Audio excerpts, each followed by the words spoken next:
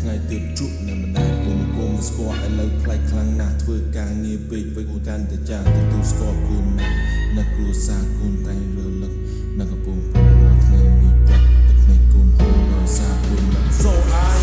go home tonight យកជុំគ្រួសារហូបបាយ tonight សង្ឃឹមពុកម៉ែនៅសប្បាយ tonight គ្រួសារយើងលើមិនដូចពីមុនទៀតឡើយតតែអ៊ូអរនៅបាត់ទៅណៅហើយសតែពុកម៉ែសម្បងមួយសម្បងខ្លាំងហើយបើក៏គ្រួសារយើងលំបាកវិញម្នាក់ទេក៏នឹងទៅសុំម៉ែម៉ែអស់សង្ឃឹមទេក៏មិនអរគុណអីគឺនៅទីនេះសុខសប្បាយជាទេក៏នៅតែនៅពេលថ្ងៃនៅសម្លេងនៅពេលទៅសេចក្ដីនេះចោលម៉ែដឹងថាបបិសានៅចិត្តទី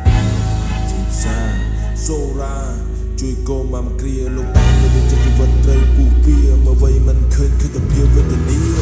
មកមួយថ្ងៃគ្រួសារគឺសនិទ្ធក៏ចង់ឃើញពុកនឹងម៉ែសប្បាយជួយបាយពីវិទ្យាក៏សំលៀងបន្តសន្សុំអ្នកមានគុណដំខ្លាយចិត្តដល់គោលដៅហើយ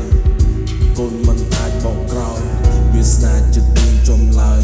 សូមបាននៅចិត្តបងឆ្លើយចង់ទៅជួបអ្នកឡើយចង់មកនៅនៅឆ្ងាយចិត្តកូនចង់ទៅនៅក្បែរកាយចង់ឃើញពុំនឹងម៉ែសប្បាយកូនតែនឹងទៅដល់សំលេងម៉ែបងពេលឲ្យគេនឹកសំលេងធ្លាប់ប្រឡាញ់